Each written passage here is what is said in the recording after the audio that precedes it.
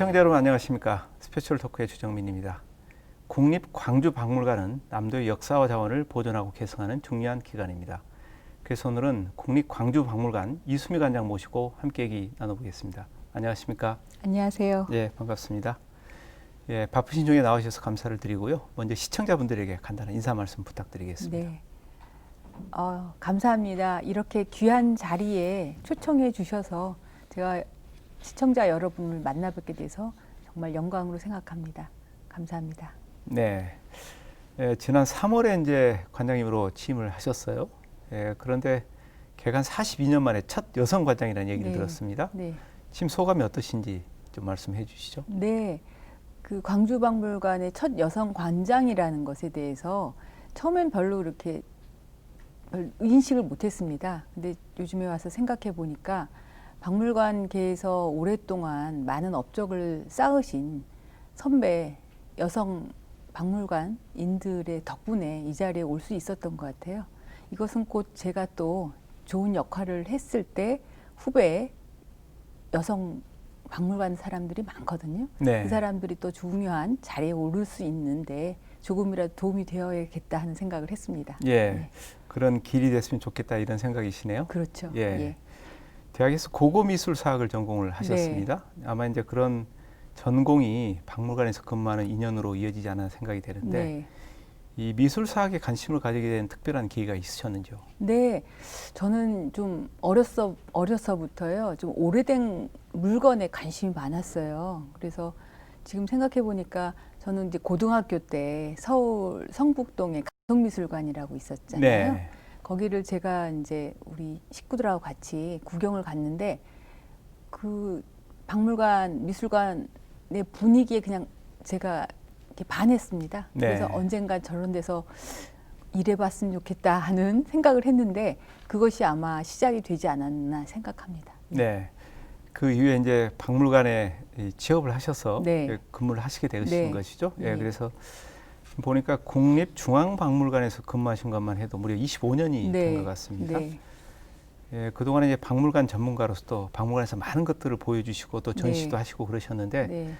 예, 그 중에서 기억에 남는 전시가 있다면 이게 좀 말씀을 해주시죠. 네, 제가 2005년에요. 국립전주박물관의 학예연구관으로서 왕의 초상, 태조 경기전과 태조 이성계라는 특별전을 기획을 한 적이 있었어요. 네. 그때 이제 전주박물관에 부임을 했을 때 제가 이제 전공자로서 가장 좀 연구하고 싶던 주제가 바로 경기전이었거든요.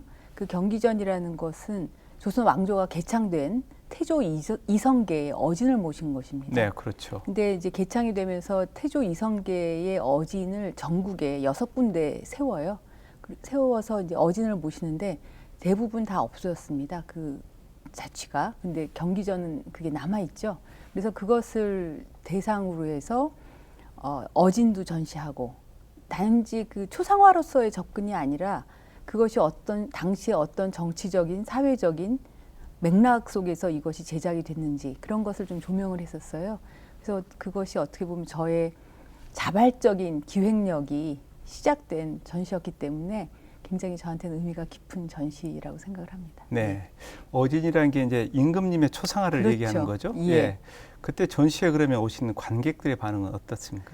그때 사실은요, 그 전주 경기전이라는 어떤 이 어진을 모시는 굉장히 그 숭고한 공간에서 박물관으로 그거를 옮긴다는 거에 대해서 사실은 그 종친회 여러분들의 반대가 굉장히 많았어요. 그러셨겠네요. 그런 것들을 저희가 설득하느라고 굉장히 오래 시간이 걸렸죠.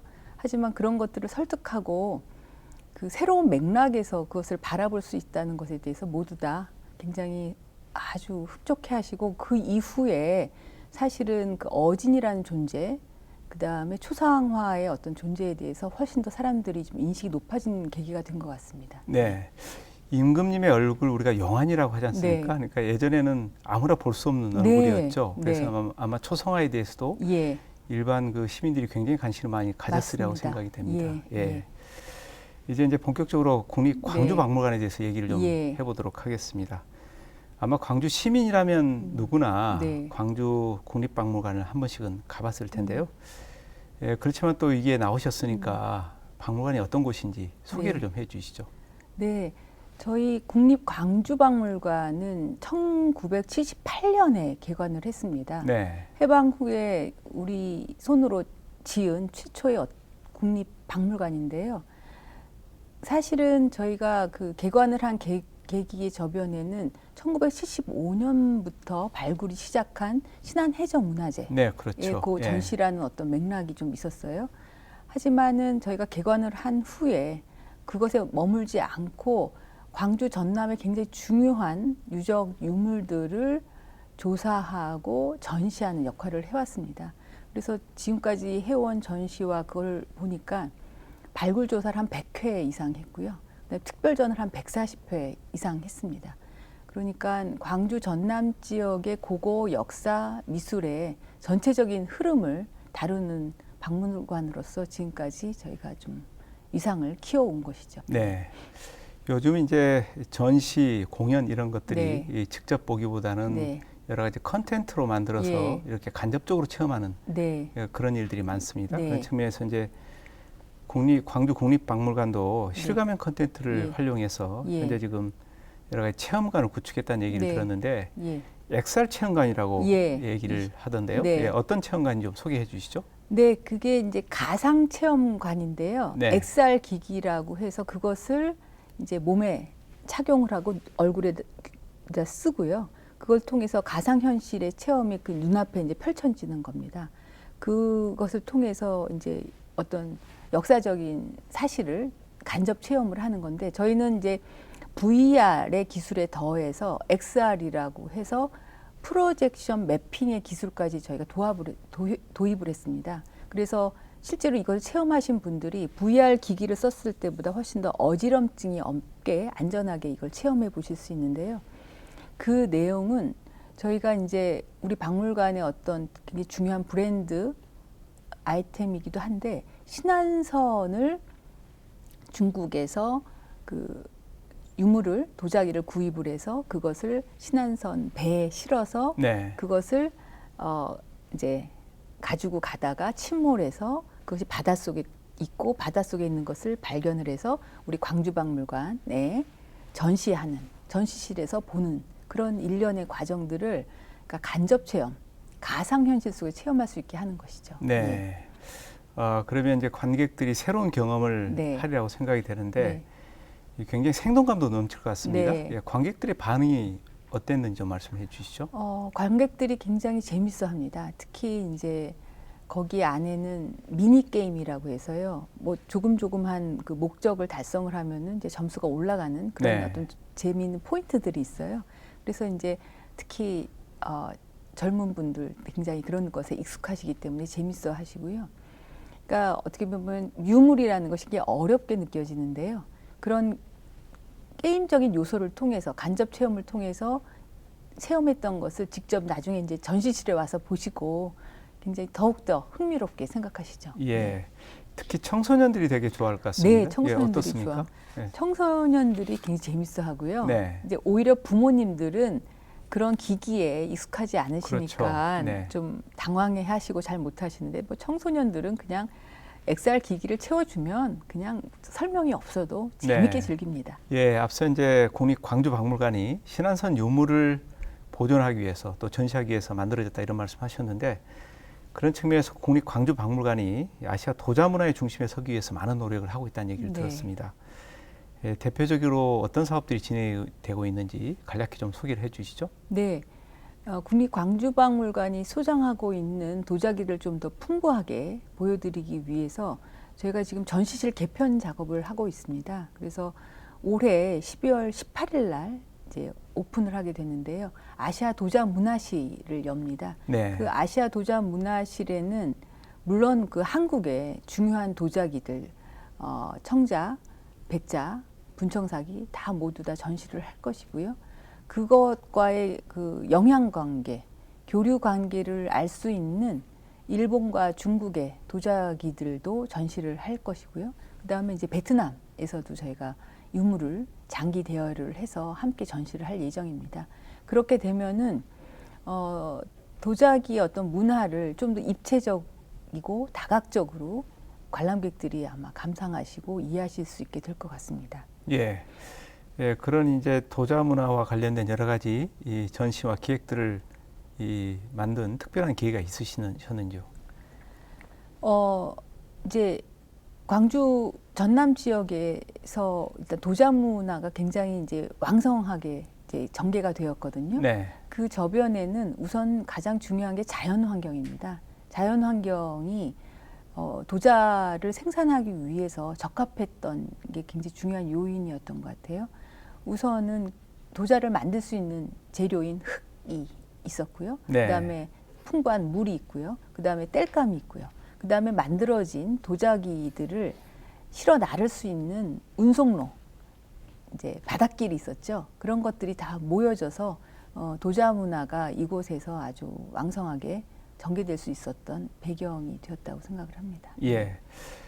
현재 지금은 국립광주박물관에는 네. 신안선에서 건조 올린 많은 이제 도자기 예. 유물들을 지금 전시하고 있습니다. 네. 대표적으로 어떤 도자기들이 있는지 좀 소개를 해 주시죠.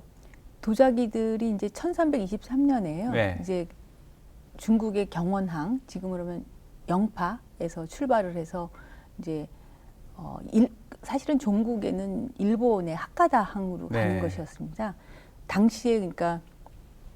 당시에 중국에서 많은 도자기들이 그러니까 중국의 전국에서 그걸 수집을 했어요. 그래서 가장 이제 많은 비중을 차지하는 것은 용천료고요. 용천료 청자를 비롯해서 다양한 백자, 청자, 청백자, 흑유자 그런 것들이 다양하게 모여 있죠.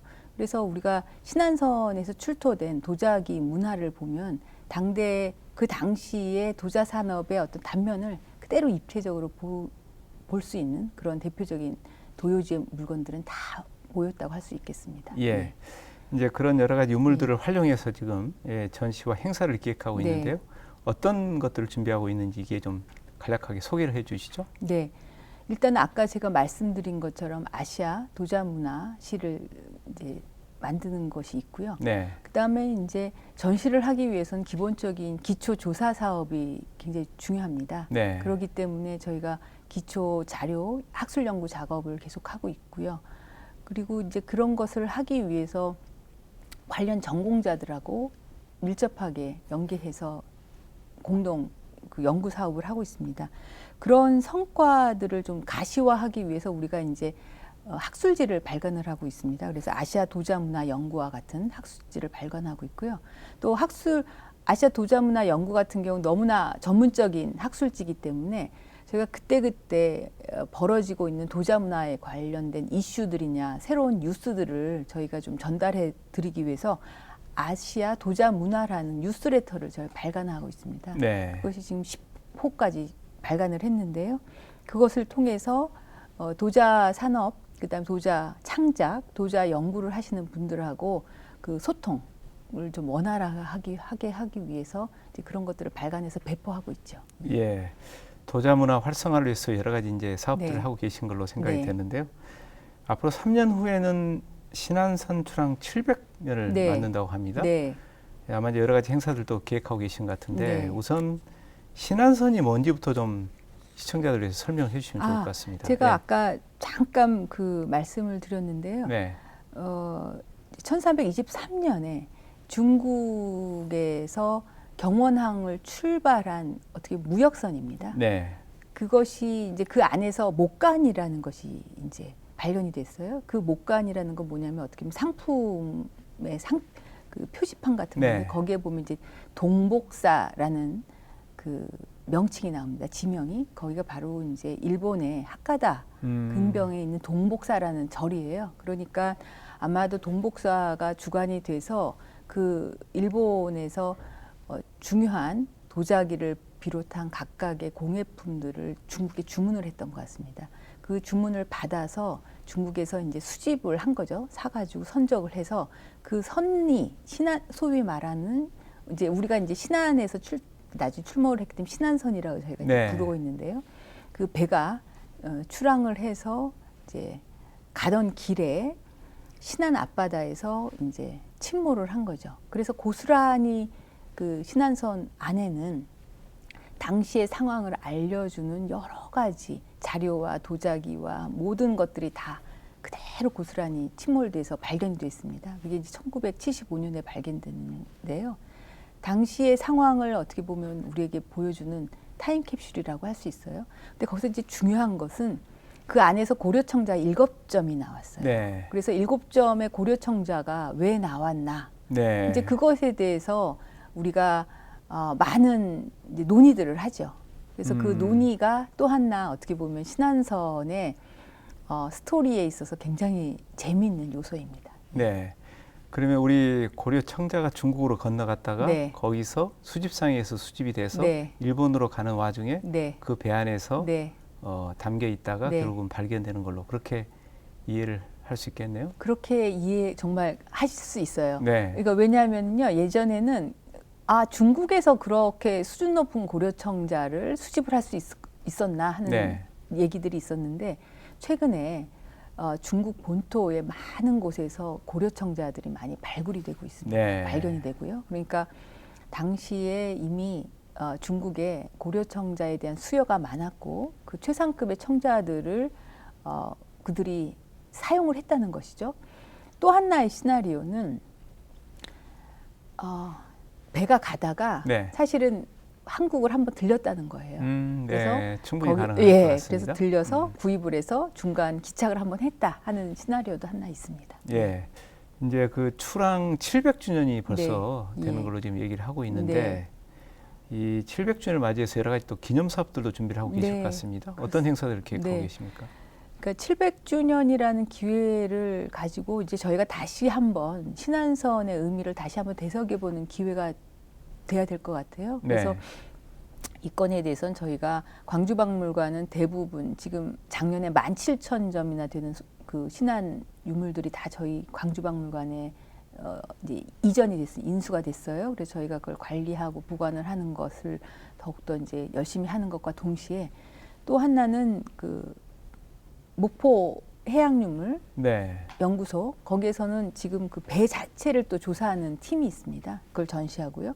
그분들하고도 협업하는 것이 있고 또 하나는 이제 신안군 같은 경우는 이것이 발견됐던 곳이기 때문에 현장성이 있어요. 그래서 그런 관련 기관들하고 같이 논의를 해서 700주년을 좀 성대하게 기념 사업을 할 필요가 있다고 생각을 하고요. 그런 어떤 연차적인 이제 행사로서 저희가 세미나를 계속 열고 있습니다. 올해도 지금 6월에 이 신안선을 주제로 해서 어떻게 문화상품을 개발을 할 것이냐 하는 네. 세미나를 할 것이고요.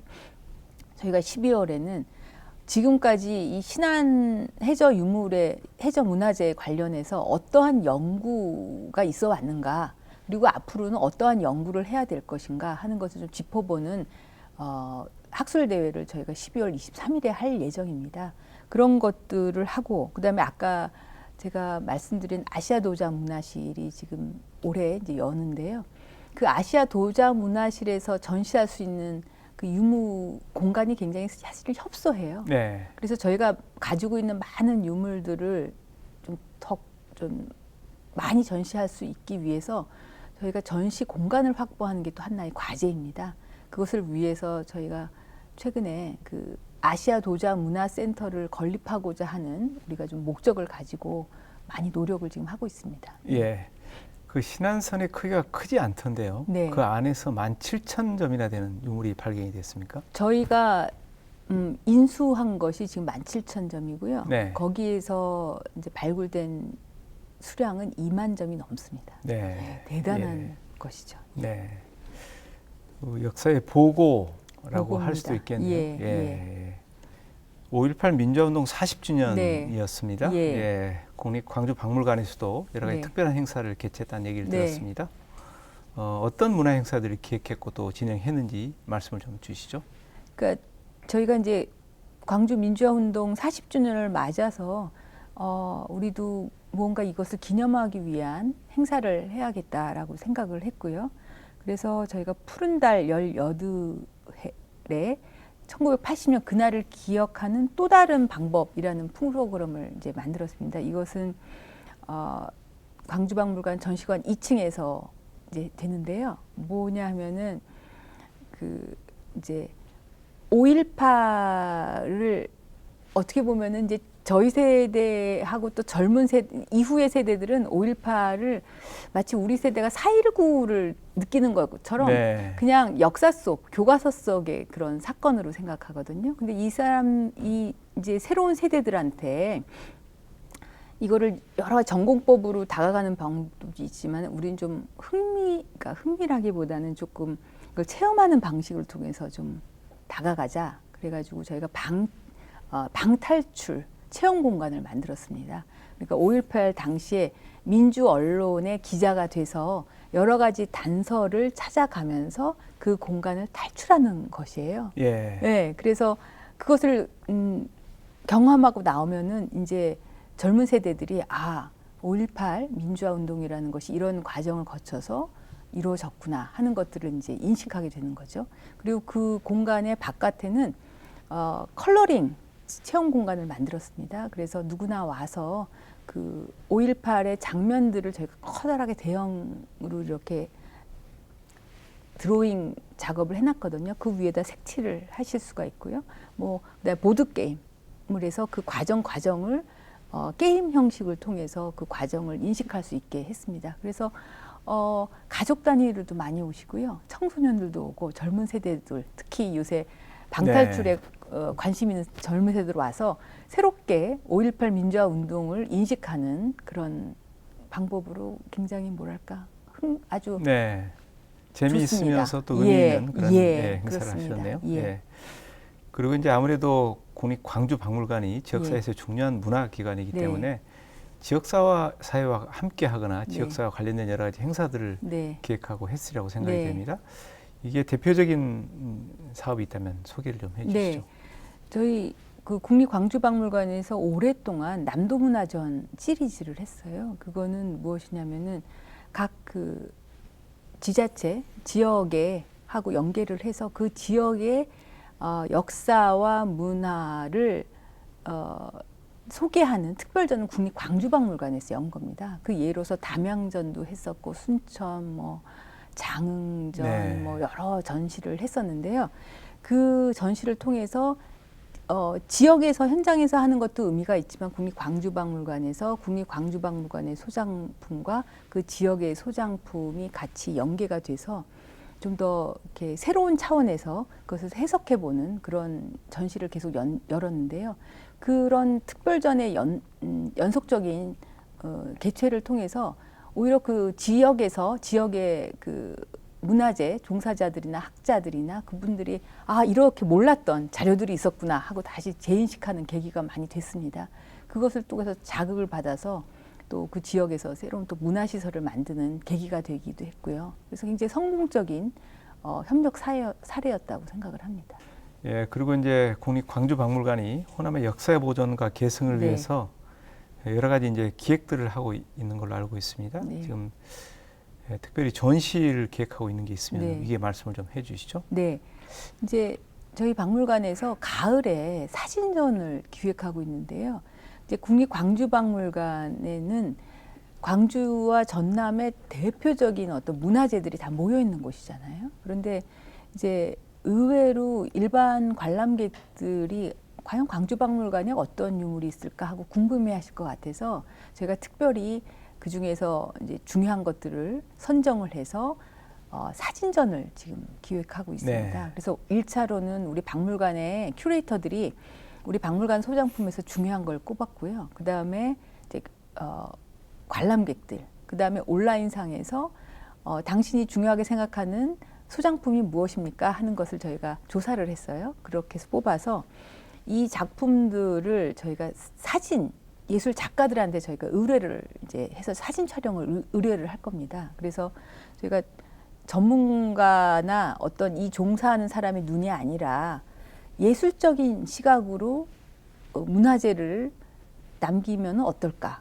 그런 새로운 시각에서 보는 것을 이제 우리가 전시를 한다면은 문화재를 좀 어떤 또 예술적으로 이렇게 해석하는 그런 것들을 접하실 수가 있을 것 같아요.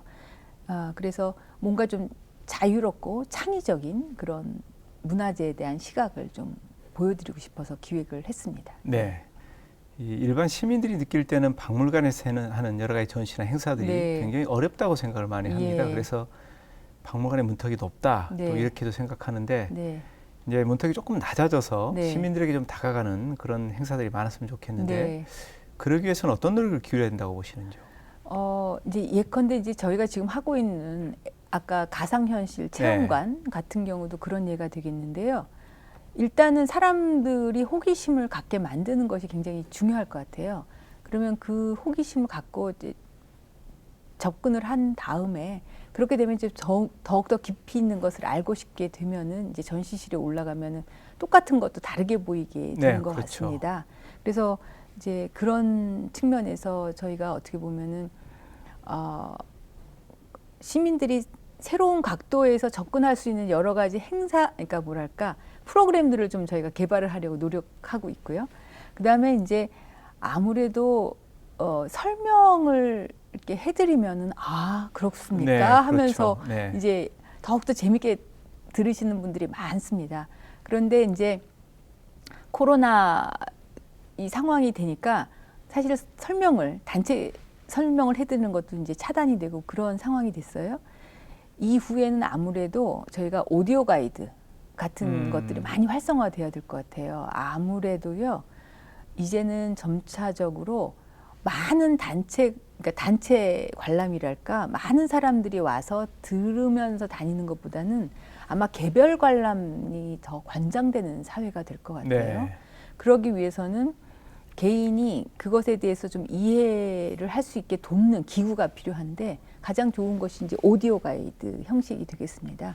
그것을 위해서 저희가 핸드폰을 이용하는 방법이랄까 뭐 그런 것들에 대해서 이제 고민을 하고 있어요. 그렇게 되면은 앱을 내려 받으시거나 그렇게 되면은 혼자서도 네. 그 기계적인 안내를 받으면서 전시를 보시면서 본인의 그 조용한 감상을 가능하게 되겠죠. 네. 앞으로 그런 노력들 조금 더 해주시기를 부탁을 드리겠고요. 그렇게 하겠습니다. 예, 그리고 이제 국립광주박물관의 네. 관장으로서 네. 혹시 이제 이루고 싶은 목표가 있다면 어떤 것이 있는지 예. 이게 좀 말씀을 좀 주십시오. 우리 광주박물관에 이제 많이 이제 오시겠지 네. 와 보시면 느끼시겠지만 굉장히 주변 자연 환경이 아름답죠. 그렇죠, 좋죠. 예, 네. 아름답습니다. 그런데 이제 하나 아쉬운 것은 그 이제 도로를 건너면은 중해공원에 또 네. 굉장히 중요한 문화시설들이 있어요. 광주 시립미술관, 광주 역사민속박물관, 뭐 많은 또 문화시설이 있는데 어떻게 보면은 그 기관을 모두 다 이제 한나로 이렇게 엮어내는 그런 좀 더 이렇게 벨트화하는 것들이 좀 가속화돼야 될 것 같은 느낌이 있어요. 아까 제가 잠깐 말씀드린 것처럼 우리 광주박물관은 아시아 도자 문화를 중심으로 해서 아시아 도자 문화 센터를 세우는 지금 목표를 가지고 있는데 그 목표는 조금 더 주차장 우리 광주박물관 본관 가기 전에 정원 앞에 지금 저희가 위치할 예정이거든요. 그렇게 되면은 중해공원에 있는 문화시설하고 연계성이 더욱더 강화될 것 같습니다. 그래서 광주와 전남의 시민뿐만 아니라 전 세계의 그 관람객들이 오셔서 이 문화벨트의 그 예술품, 전통 문화, 역사 그런 걸 아주 다채롭게 누리실 수 있는 그런 공간으로 만들고 싶은 생각인데요. 그것을 차근차근히 네. 계획을 세워서 이제 진행을 시켜야겠죠. 네. 예.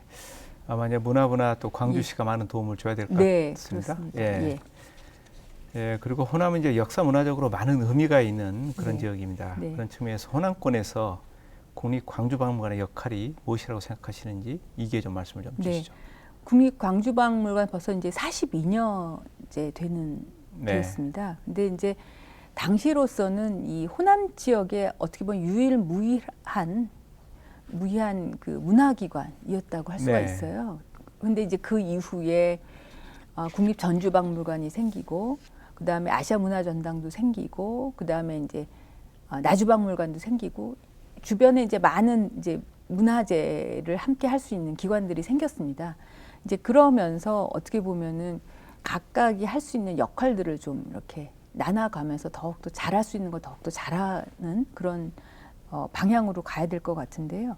그런 면에서 이제 저희 박물관에서 생각하고 있는 것은 이 광주 전남 지역의 독특한 문화를 어떻게 하면은 이 소장품을 중심으로 좀 보여드릴까. 네. 거기서 이제 제일 중요한 건 저희는 아무래도 그것의 기본 데이터를 축적을 하는 연구, 조사 사업, 그 다음에 소장품의 전시 사업이 굉장히 중요할 것이라고 생각을 하고요. 그리고 전시와 더불어 우리가 이 문화재를 통한 교육 사업, 그러니까 어떻게 보면은 다른 곳에서 할 수 없는 그런 연구, 조사, 교육 사업들을 이제 우리 박물관이 이제 해내야 된다고 생각을 합니다. 거기서 이제 굉장히 중요한 것이 이 지역에서 우리 박물관에서 아주 중요한 발굴을 했었는데 그 광주 신창동 농경문화 이제 발굴 조사를 했었거든요. 그 유물들이 지금 다 박물관에 있는데 그런 유물의 유적지와 유물을 통해서 농경문화 이 지역의 농경문화에 대해서 다시 한번 보는 좀 거시적으로 보는 걸 해봐야 되고요. 또 하나는 이 지역은 굉장히 오랫동안 서화의 어떤 네, 그렇죠. 맥이 있습니다. 그 서화의 맥을 우리 박물관 입장에서 짚어주는 것이 필요합니다. 광주박물관이 굉장히 중요한 전시들을 많이 했어요. 서화 전시를 윤두서전도 했었고요. 네. 허련전도 했고 허번년전, 그다음에 풍죽, 묵매전 그런 전시들을 해왔는데 서화 전시를 조금 더 우리 소장품과 전통적인 정체성을 좀 찾을 수 있는 그런 전시들을 하면 이 지역에 예술 창작을 하시는 분들한테도 많은 영감을 드릴 수 있을 것이라고 생각합니다. 그리고 이제 제가 계속 강조해왔던 신안해저 문화재를 갖고 있는 기관답게 그 동아시아의 도자 문화를 이렇게 어떻게 보면 입체적으로 조망할 수 있는 그런 아시아 도자 문화의 거점 박물관으로서 역할을 하는 것, 그런 것들이 다 모여지면 그것이 어떤 호남의 문화 정체성을 좀 강화시키는데 우리가 조금 많은 역할을 할 수 있지 않을까 저희가 기대를 합니다. 예. 오늘 좋은 말씀 잘 들었습니다. 예. 마지막으로 시청자분들께 네. 마무리 말씀 부탁드리겠습니다. 네, 그 박물관에 있는 그 유물, 박물관에 전시하고 있는 유물들은요 수천 년의 그 세월의 그 역경을 이겨내고 현재까지 살아남은 어떻게 보면은 인간의 문화의 정수라고 할 수가 있습니다. 그래서 이 박물관의 이렇게 문화재 전시품을 볼 때 너무 어렵게 생각하지 마시고요. 그다음에 그것을 가지고 배운다라고 생각하지 마시고 그것을 차분하게 들여다보시면 선조들이 그 안에 담고자 했던 어떤 붓질, 그다음에 어떤 손짓, 그다음에 어떤 그 의미들이 이렇게 익혀질 때가 있습니다. 그래서 너무 어려운 곳이라 생각하지 마시고 뭔가 좀 사색하고 싶으실 때, 마음을 좀 힐링하고 싶으실 때 박물관에 오셔서 잔잔하게 전시품을 보시는 기회를 가지시기를 저는 좀 소망을 합니다. 예. 그리고 그렇게 좀 아름다움, 감성들을 느끼실 수 있는 박물관으로 만드는데 앞으로도 노력을 하겠습니다. 예, 오늘 말씀 잘 들었고요. 앞으로도 남도의 역사와 문화를 계속하는 데 많은 노력 부탁드리겠습니다. 고맙습니다. 네, 감사합니다.